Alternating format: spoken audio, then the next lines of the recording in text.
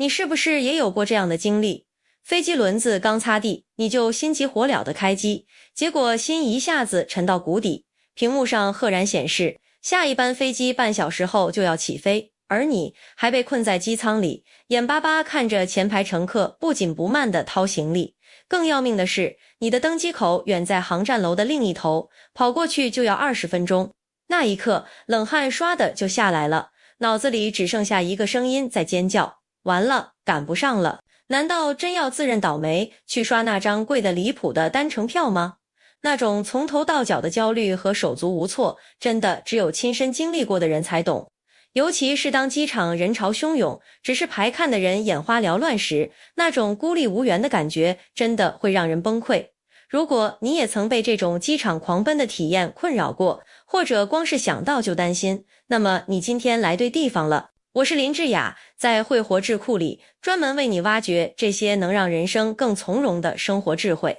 接下来我要说的，很可能就是那个能在关键时刻帮你省下不少钱，让你从慌乱小白变身淡定高手的实用法则。今天咱们就来彻底说清楚一个航空公司很少主动明说的规则，这规则是你作为乘客可以依循的权益之一，而且我会一字一句的教你，万一真没赶上转机，到底该说什么做什么才能让航空公司为你安排后续事宜，甚至提供食宿。相信我，这绝对是你能反复使用的旅行实用知识。接下来进入正题，咱们直接说核心。要想弄明白这个规则，首先得理解一个极其关键的概念，叫做最短转机时间，英文叫 Minimum Connection Time， 简称 MCT。 这名字听着挺专业，但你完全可以把它理解成机场和航空公司官方确认的安全转机时长。注意了，这不是建议，而是明确的流程标准。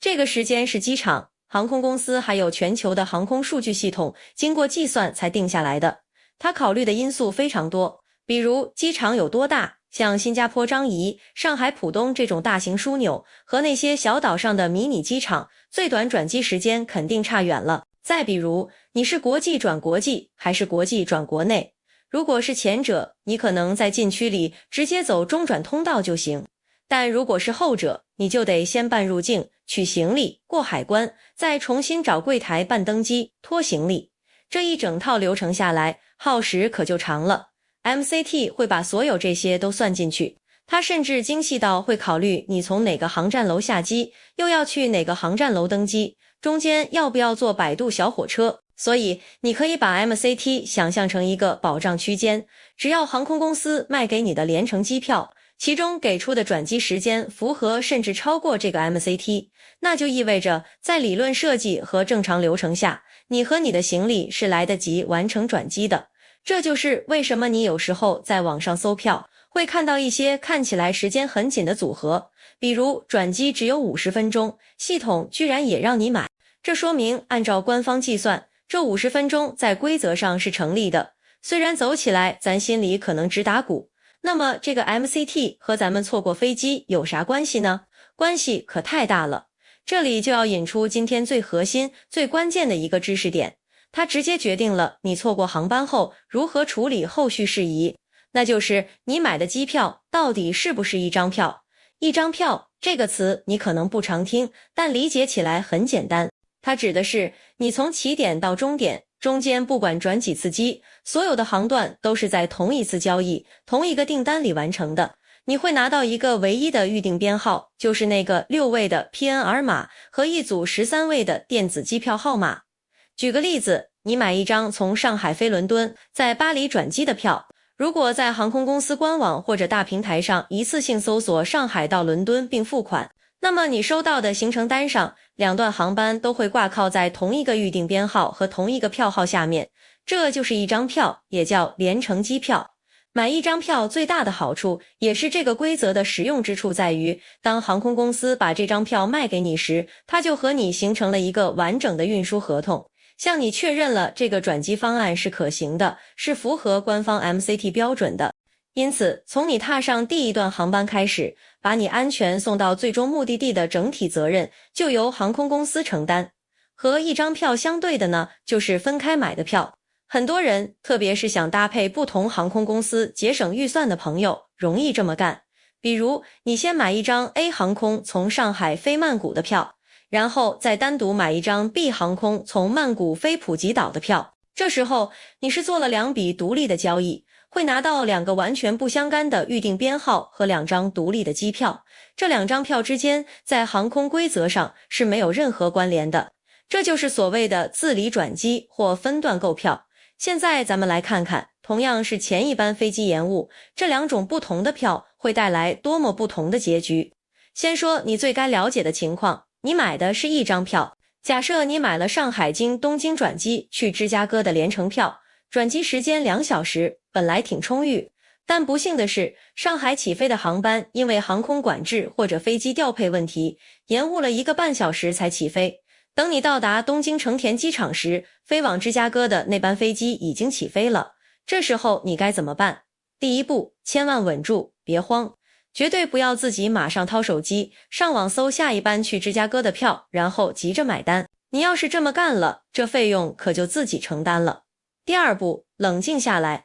在机场里立刻找到你所搭乘的航空公司的服务柜台，不管是转机柜台、客户服务台还是值班经理柜台，通常在下机通道附近或中转大厅都有明显标识，找到那个穿着制服的工作人员。第三步，拿出咱们今天要教的沟通方式，这不是什么咒语，而是一种清晰、坚定、有理有据的沟通方式。你走到柜台前，可以平静但明确地说：您好，我买的是一张联程机票，我的预订编号是 XXXXX， 因为我前一段从上海飞来的航班延误了，这并非我的责任，导致我错过了后续飞往芝加哥的航班。根据航空公司的运输总条件，请你们为我安排搭乘下一班最快的航班，前往我的最终目的地芝加哥。为什么这句话这么管用？咱们拆解一下。首先，你开门见山点明我这是联程机票，这是在提醒对方，这是一个完整的运输过程。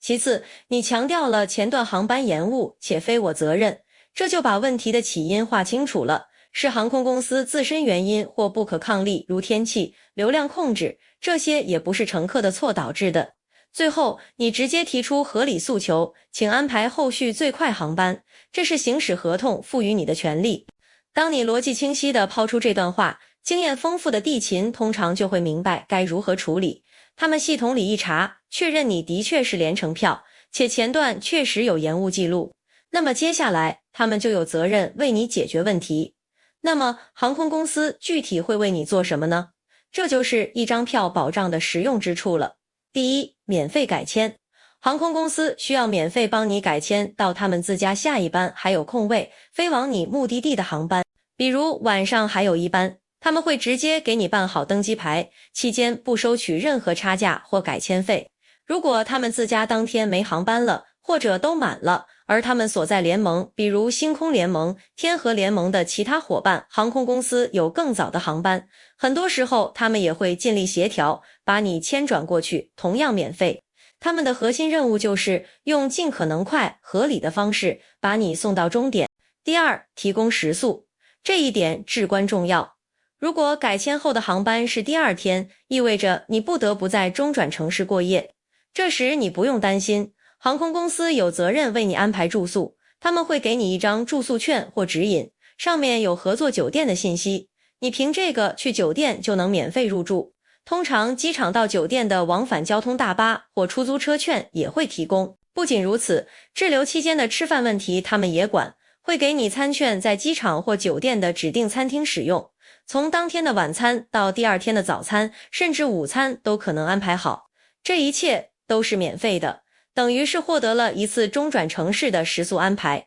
第三，其他服务。在某些情况下，如果滞留时间很长，一些服务好的航空公司还会提供额外关怀，比如电话卡、更长时间的免费 WiFi， 让你方便联系家人、处理事务。我朋友阿志就有过一次亲身体验。有一次从广州飞阿姆斯特丹，在迪拜转机时，因前一程航班延误，错过了后续航班。他持阿联酋航空联程票，直接前往中转柜台求助。地勤为他改签到第2天上午的航班，并安排了机场内的过境酒店及餐食，全程无需办理入境。一次可能的麻烦，因为一张票的保障反而成了从容的额外体验。聊完了有保障的一张票，咱们必须来正视一下需要自己承担风险的分开购票。我之所以特别提醒，是因为后果可能比较麻烦。回到刚才的例子，假设你为了灵活安排自己组合机票，你先买了 A 航空从杭州飞吉隆坡的票，下午4点到，然后又单独买了 B 航空晚上7点从吉隆坡飞往墨尔本的票，中间留了3小时。你觉得就算那一班有点延误也够了吧？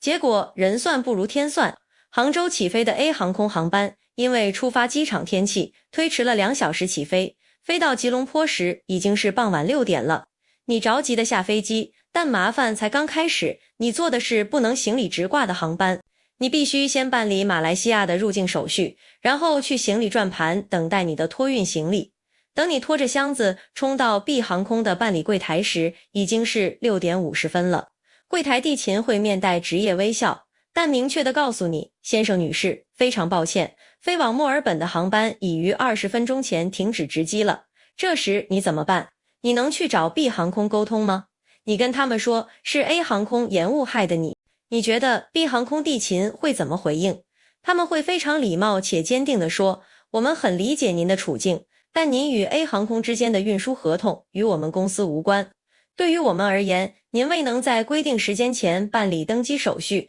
被视为 no-show 误机。no-show 在航空业里基本就等于票作废了。你这张从吉隆坡飞墨尔本的票钱可能无法退回。B 航空对你没有任何责任，不会帮你改签，更别提安排食宿。你唯一的选择就是现场重新买一张飞墨尔本的票，而临时购买的国际单程票价格可能非常高，很可能比你原本2段票加起来的钱还贵。这就是分开购票最大的风险，因为这是2份独立的合同，第一家航空公司的延误，第二家航空公司完全无需负责，你所有的损失都得自己承担。而且这还算简单情况，如果你的行程是3-4段独立票串起来的，只要的一段出问题，后面就像多米诺骨牌一样全倒，那损失会很大。所以我必须在这里非常认真地提醒大家，除非你的转机时间留得超级宽裕，比如超过8小时，甚至计划在转机城市住1晚，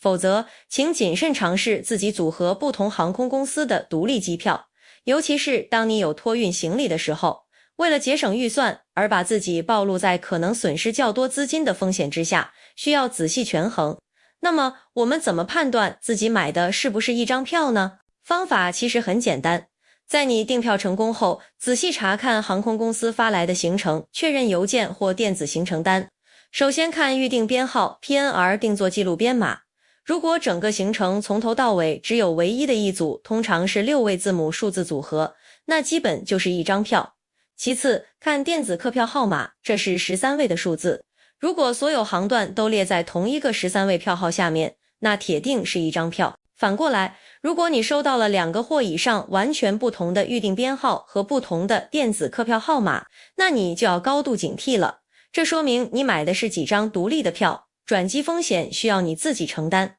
另外，即使我们买的是一张票，有时也会遇到转机时间看起来很紧的情况。比如在首尔仁川机场转机只有55分钟，这时虽然航空公司承诺了可行性，但我们自己也能做些事来提高成功率。首先，在线选座时尽量选择飞机前部的座位，这样舱门一开，你就能的一批出去，可能比坐在后排的旅客节省下宝贵的5到10分钟，这在关键时刻是决定性的。其次，提前花点时间研究下转机机场的航站楼地图，了解清楚你到达和出发分别在哪个航站楼，中间怎么走，要不要坐摆渡列车，心里有个大概印象，真走起来就不会慌乱。还有一个小技巧，当你坐上第一段航班后，可以找个合适的机会，友善地跟空乘人员提一句，您好，我下一程转机时间比较紧，在 XX 机场只有不到1小时。有时候热心的空乘会给你一些实用建议，